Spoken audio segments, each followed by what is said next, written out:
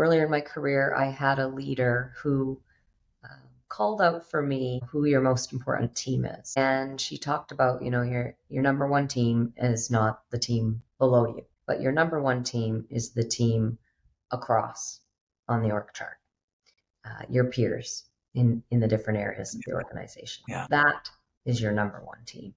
That is how you move mountains, eliminate barriers, take advantage of great opportunity. And the sooner you start thinking about that as your number one team and your team that reports to you as how you help deliver on those shared strategic objectives and goals and approach to culture, the more you will actually be successful.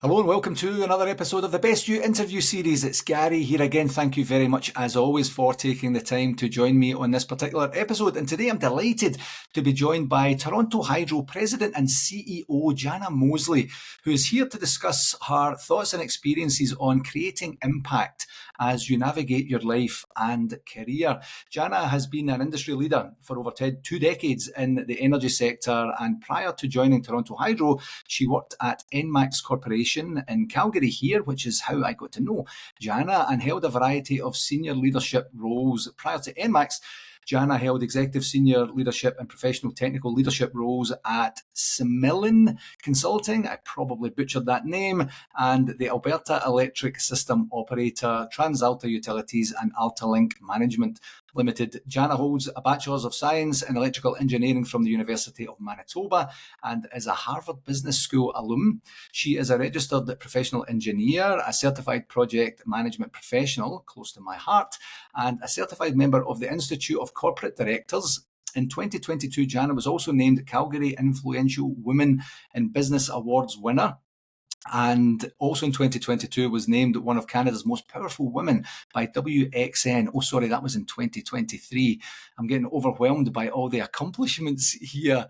And as if that wasn't enough, Jana is also currently chair of the Ontario Energy Association, a board member of Electricity Canada and the Western Energy Institute, and a member of the Toronto Region Board of Trade Executive Committee. Wow. As if I didn't feel inadequate enough in my own life, I'm going to tell you a wee bit about my experience with Jana. I believe we started at 𝗬𝗲𝗿𝗄𝗄 around about the same time.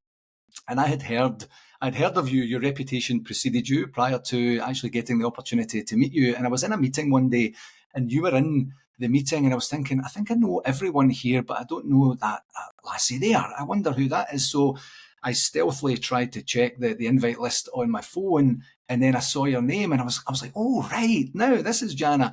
And then we had opportunity to be in the same rooms a few times over the years. But the best part for me, and we were just discussing this prior to recording, was that I seen you. I was there at the same time as you were earning multiple promotions into more and more and more senior leadership positions. And honestly, I just felt so blessed to be able to see someone do that, and particularly a woman do that in, a somewhat male-cultured environment that is or was 𝗬𝗲𝗿𝗄𝗄 at the time.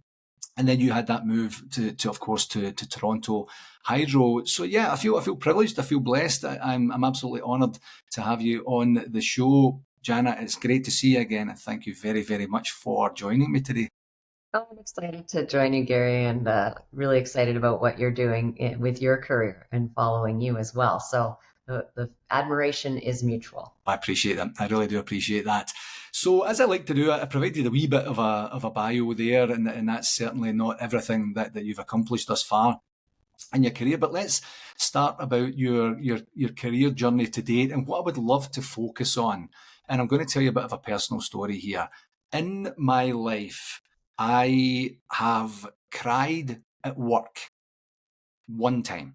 And I've been working for a very long time because I'm kind of old. And it was in 2022 and you came in, and it was your fault, Jana. You came in to a room to speak to the team and at 𝗬𝗲𝗿𝗄𝗄, and I can't remember the topic or the theme, but you talked about the influence of your dad on your life. and I had just lost my dad, and I just went back home, and we had his service and such. So I came back, and I was just busy, busy, busy, and then this moment happened, and luckily I was at the back of the room, and and no one could see, because then I would be like, oh, allergies, allergies, or something like that. But it was such a poignant story, because it was the depth of feeling that I had. So I would love if you would provide a bit of context about the empowerment and the encouragement and such, and then up to and including where things stand today. Yeah, I'm really fortunate. I have two parents who have been really invested in, my success and happiness in life. And growing up in Northern Manitoba, a small mining town, um, no universities in, anywhere near. I think the closest university was in Winnipeg, 800 kilometers away. I always knew that at some point I would leave Thompson to go and do something else. And I wasn't quite sure what that was growing up. Like everybody, I went through lawyer, teacher, all of those good things. But my father always challenged me to think big, to make sure that I wasn't, settling for, anything that is, just deemed as something that females do, and really, was there to challenge me around my own emotional intelligence development as well. And I can remember, sitting at the table one night and him talking about, his own career and what limitations he saw through lack of education at the time. And, just encouraging, my sister and I to think about, going all the way to make sure we open up all of those doors.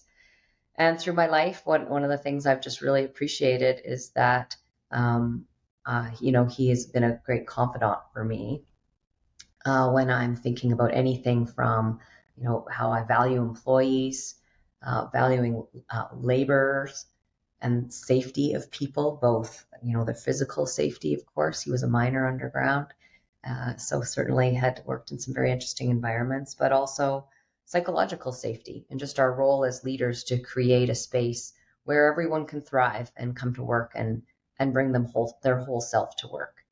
And I was really fortunate as well to have a mother who pushed me to, set really high goals, to not settle for just good enough.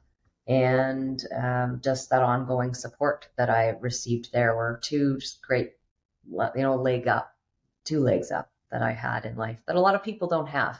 And so I'm very appreciative and have a lot of gratitude for all of the different things that they brought me that have helped me get to where I am today. Yeah, I love that. And just appreciating it in the moment is important in and of itself, rather than from a reflective perspective where you're kind of thinking, oh, I wish I had taken the opportunity to appreciate that more then. I wish I had the opportunity to say thank you, or, express gratitude in some way. So why utilities? How did that manifest itself from the mining town, and then you graduate up to where you are just now? What does that part of the journey look like? Yeah, I had originally thought I was going to be a teacher. I could do the classic, be at home when my kids were home from school, be on vacation when my kids were on vacation. And, I had a teacher who challenged me to, again, think differently, think bigger. And, you partner that with advice you receive from your parents. And the next thing you know, I'm off to engineering school. And if you're going to do engineering, I decided I was going to do the hardest one. And at the time, that was electrical engineering. And when you're 18, you don't really necessarily understand what path you're creating for yourself. But I recognized that it would Yeah. be a great foundation and stepping stone, just critical thinking, project management, working with others to achieve big things. And when I moved to Calgary, which was booming at the time, I was very excited to join TransAlta and be part of what to me was a very exciting shift in terms of the demand for electricity and the way technology was changing, so that you could move from your typical traditional investment to using the grid very, very differently. And so it was just a really great time to get into that business. And I've been so blessed to have such a rewarding career and amazing opportunities and mentors and people who have championed me and supported me along the way, some of whom I've worked with in multiple organizations over the years. And this business, you just have, you know, you have such a clear purpose. You're providing an essential service that people need in order to survive, to live, and to thrive. And so every day I just feel privileged that I get to wake up and say, you know, I'm keeping the lights on. I'm, you know, powering our community. I'm supporting people's passions, goals, education, livelihood, or the economy in our country. And that, you know, that just makes me want to get out of bed and get to work. It's true, and it gives that value, that purpose, that ability to see, you know, this is not a job buried in an organization that's buried within an industry that is very difficult to qualify or quantify or even describe to other people. You know, that I am literally keeping the lights on is a great analogy for that. So you've had a variety of leadership roles over the years. Was leadership part of your intention, part of your goals as a younger version of Jana? You know, I don't know that I knew that when I was younger, but, you know, if you look back, it was something that I tended to lean into, whether that was organizing a circus in my backyard, or whether I was volunteering on student council, to, you know, even in the technical realm, I gravitated very quickly to project management. I enjoyed that leading, orchestrating, really helping group resources and people together to accomplish a common goal. That is what I always found interesting, even when I, you know, started as a summer student or internships. And so I quickly gravitated to that type of leadership. And then over the years, I think with just my interest in people and perhaps some of my talents and strengths, have been able to have a lot of success in just advancing big initiatives and small initiatives for organizations to help them achieve their full potential. And then there's the people side of it. I just love bringing out the best in people and figuring out what makes them tick and how do you put pieces. It's like a puzzle to me. How do you put these puzzle pieces together to complete something quite beautiful? And that's how I see developing and creating leadership teams, and then, you know, working with them in order to bring out the best in everybody so we can, you know, fulfill our potential professionally and personally, but also for the organization. Yeah, and to have a good experience in and of the moment at the same time. It's one of these things. I was talking to someone recently, and I had said, actually, do you know what? I think it was the class that I'm teaching at 𝗬𝗄𝐶, and I had said to them, I've been in the workforce for over 35 years, and I've had 2.5 teams that were just gold dust. It was Mm-hmm. just a great, you know, amalgam of people at ages and stages of their lives where it was easy, it was enjoyable, it was progressive, it was, you know, we were actually genuinely contributing, and it was energizing. And when I look back on that, it's not with lament to say, oh, I wish I could get that again, or I didn't appreciate it at the time. I did appreciate it at the time, but I probably didn't appreciate it enough at the time. So then my project management leadership journey became something very similar to what you were explaining there, which was we will deliver this project. We will, because we have enough structure and experience and skill sets and desire and direction to be able to do that. But what I want you to do here is I want you to have a good experience. I want you to have a good experience with project management. I want you to have a good experience with this particular project manager. And I want you to go away and take some of that experience and use it for good, whatever that means in your realm as such. You know, is that something that you've been conscious of in terms of the experience that of the people that you've worked with and supported through their journeys as a leader? Absolutely. I mean, as leaders, we have such an important responsibility. We're impacting people's lives. And so, how we Yeah. handle each conversation, how we invest in people, how we provide feedback. You know, we can leave somebody feeling inspired, assured, or we can, have them feeling anxious and scared and worried, depending on, our approach. And hey, we don't all get it right every time. I certainly do not. But that intentionality of, trying to do much more good than harm, I think is really important. Yeah. And as a leader, it is a privilege that certainly comes with accountability. And I try to think about, on my good days, when I'm at my best and managing my energy, and I try to go into conversations with people during the day thinking, ahead about what do they need from me? What do they need me to be in this moment? And how can I support them? Because we just never know what's going on with people. We really don't. We all have parents and kids and partners and friendships and challenges, and we bring all of that to work, and we work together for many hours of the day, and many years of our lives. And so if we can prop each other up, and if you can feel like that your leader truly does care about you as a person, what an enriching experience. And it doesn't mean they don't challenge us. It doesn't mean they don't provide us constructive feedback, but they're in it with us, and they're there to help us, be better, and enjoy the ride. Yeah, definitely. I love the word intentionality, that opportunity to know and understand where each person you're interacting with is coming from, even if you truly don't know, as the example of you don't know what's going on in someone's lives. And I talk to people about that from a coaching perspective. I say, if you're here and you're open and willing to growth through coaching, what's the one thing you can control? The one thing you can control is yourself, and you're willing.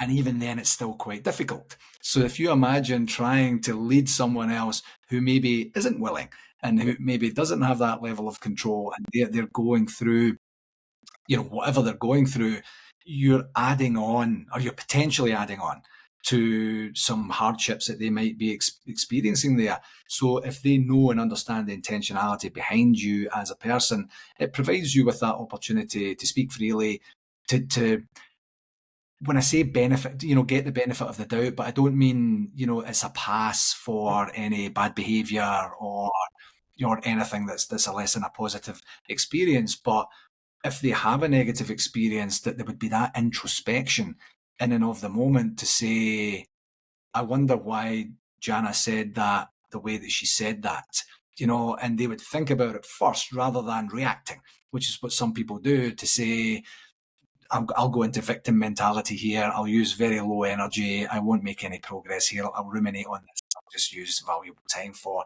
something that's not very valuable. So that intentionality is absolutely key.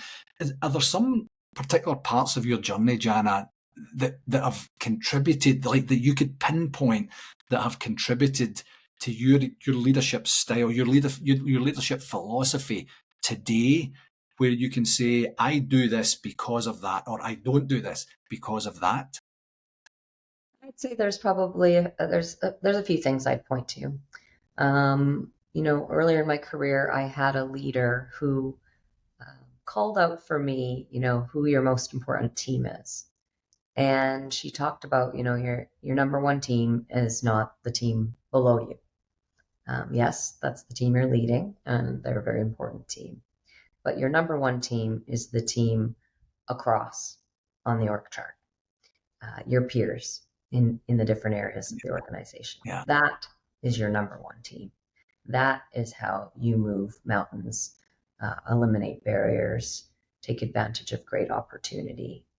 And the sooner you start thinking about that as your number one team, and your team that reports to you as how you help deliver on those shared strategic objectives and goals, and approach to culture, the more you will actually be successful. And that was a real shift, because if you have strong goals and ambitions, and a reputation of getting things done, it can often have you running, and you're not necessarily looking across to see what what are your blind spots? What do others need from you? How can you help your teammates and not just focus on your own success?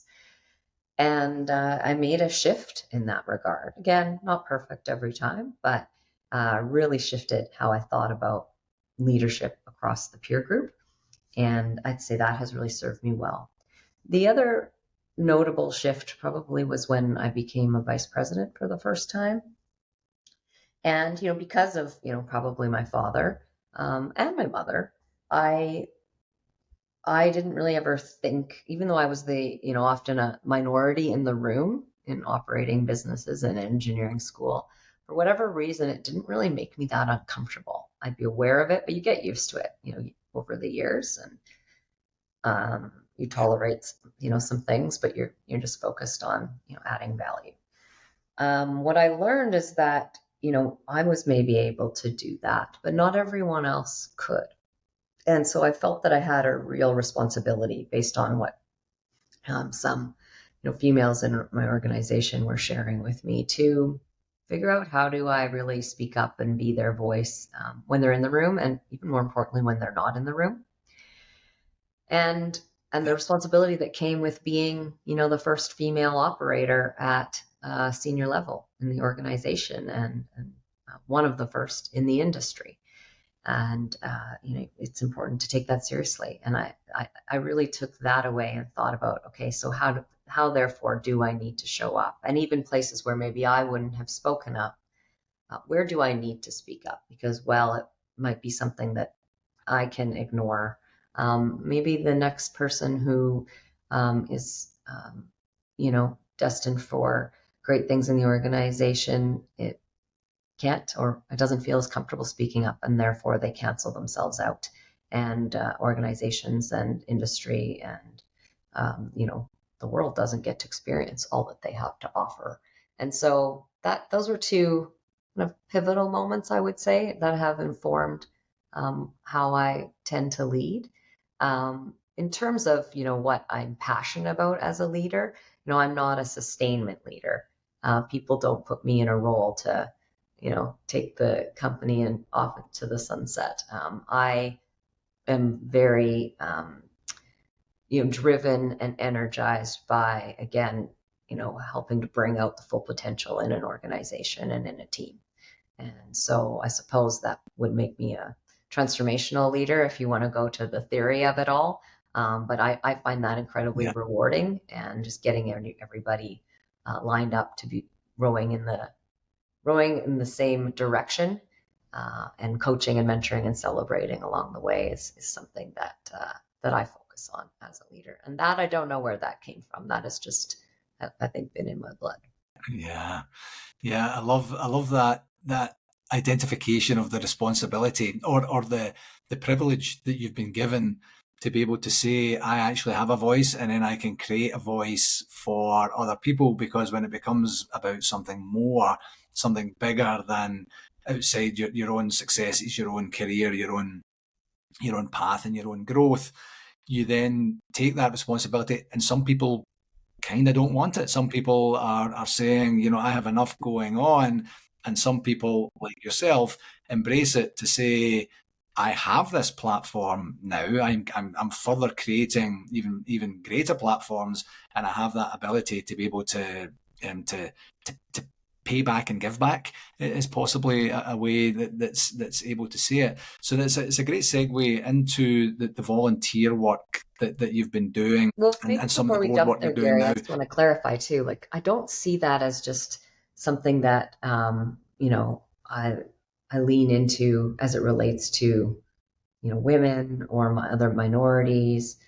It really is about being that voice for people when they're not in the room. And that can just be about assumptions we all can make, even as senior leaders, around someone's career ambition or their capability to do something based on their family situation, or whether or not they want to have kids, and therefore could they really do this job if they're going to have a family. I mean, that applies to males as well.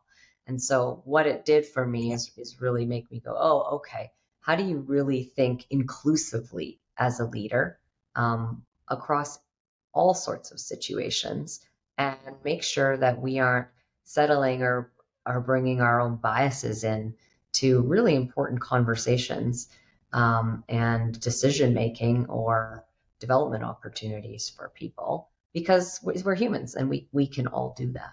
And so we really need to, again, hold ourselves to a really high standard as leaders to not settle for that way of being when we're sitting around a executive table. Yeah, I love that actually. To build on that, have you experienced times in the past when you have intentionality around that to say this is something bigger than the people at this table? We have a responsibility to existing staff members, potential future staff members, team members, the community, whatever the focus is at a given point in time.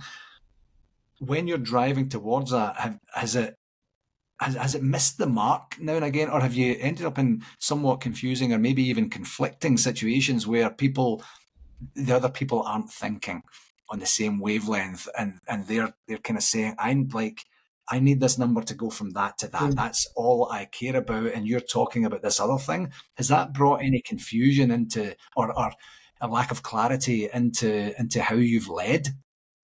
Well, I think, this is where your corporate values come into play, right? If you go back to what your values are and put those on the table for the decision-making process or for the difficult conversation, generally they're going to lead you to the right place. And, in my business, one of the biggest, I think areas where you could see the tug happen would be around safety. And, when you have a safety incident, for example, when do you stop looking at root cause? Is there human error? Okay. A lot of times people go, oh, somebody didn't follow the procedure or someone did something wrong. That's what happened. Let's leave it at that. And we move on. But, if you turn over every rock and look at all of the circumstances around why perhaps that person made the error that they made, you tend to be able to learn a lot about your organization and what opportunities you have that maybe wouldn't have prevented that same incident from happening, but it could prevent an incident from happening in the future if you correct them or learn from it.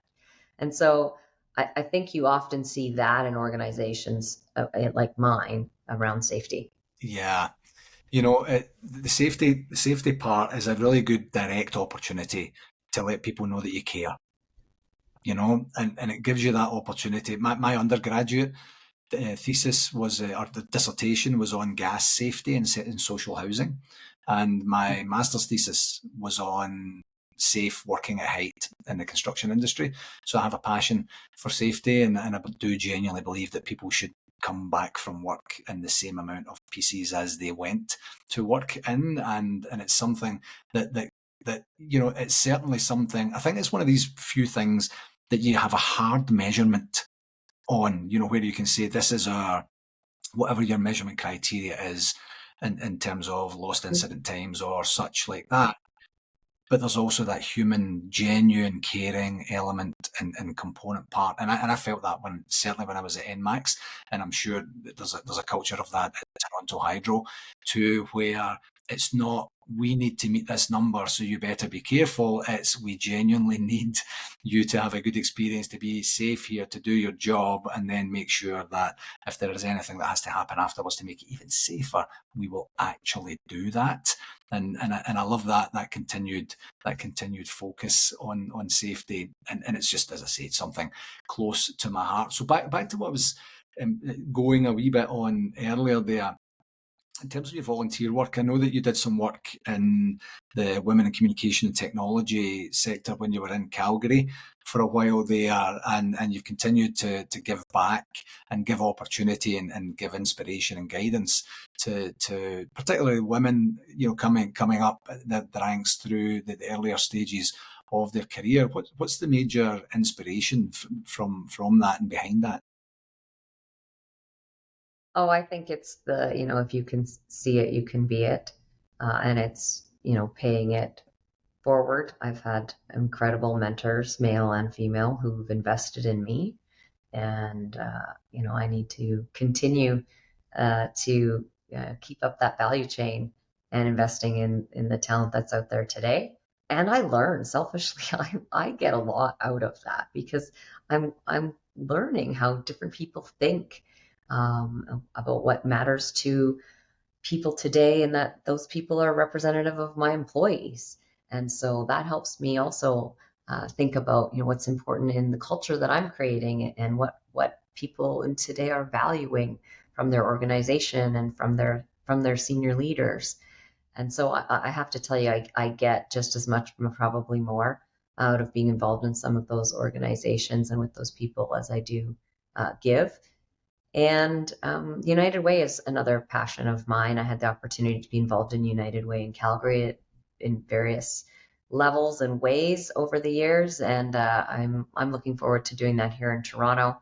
The city has an excellent group and leader here, and we are going to make a huge difference as Toronto Hydro, because we live, work, play in the city we serve, and we have a great opportunity to help those who are so much less fortunate than us. So that is something that I'm just very passionate about, because you get to see the impact that you have through your time volunteering and through your financial support for companies like the United Way. Yeah, and the opportunity, we had a brief chat prior to recording today, and the opportunity with the further the loftier positions that you would be privileged to sit in your career, that opens doors. It opens doors to other opportunities that you might not have been given, in terms of, say, for example, board seats, and the ability to influence, to say, for example, United Way is something that we would like to ensure has the appropriate platform and support from the organisation as we're moving forward. How I was going to say how intentional, I don't mean intentional, how aware of you have you been as you reach higher echelons of organizations, both within your career and on the periphery, that are supporting the work that you're doing? Have you been about that ability to impact and that ability to influence? And would you say that you've embraced it as much as possible for this point in your career thus far? Well, I enjoy people. I enjoy getting to know people, understanding things about their family, their passions, their goals. And so being involved in these types of organizations is just a great opportunity to get to know people and do good things with good people.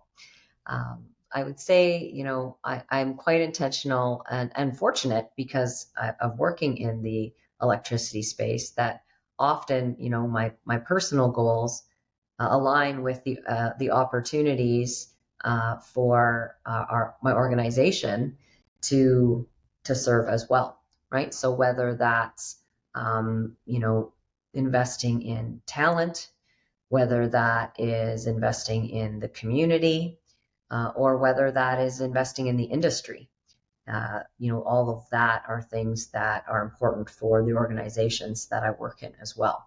So, it's really the ultimate when all of those things line up, and you get to maximize the value that you're bringing from the limited number of hours and minutes we all have in a day. So, it's really important for a company like Toronto Hydro to be listening to what's going on in industry, bringing our customers' perspectives, and being part of the conversation, and working with policymakers and regulators and our peer groups to define what the future looks like in this very, very important industry during a time of a lot of change and a lot of pressure.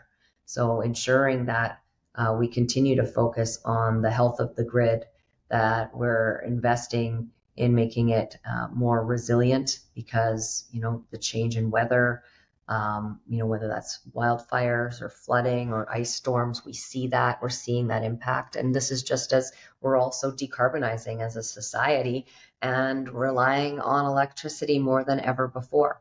And so it's really important that we are bringing our expertise and understanding to the table, and partnering with others to make sure that collectively we're doing what needs to be done to have a safe and reliable grid, adopt and enable new technologies, the ones that our customers want, the ones that are good for the environment, and the ones that are aligned with policy makers in both provincially and federally. So it's a neat thing when all of that comes together and you get to then serve as well and again, learn and bring those things back to your organization.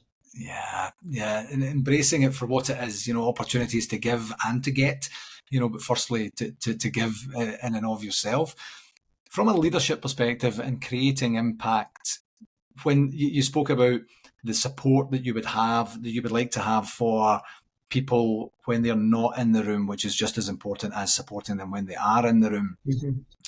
What would you hope for people to say about Jana and Jana's impact and Jana's leadership style when Jana's not in the room?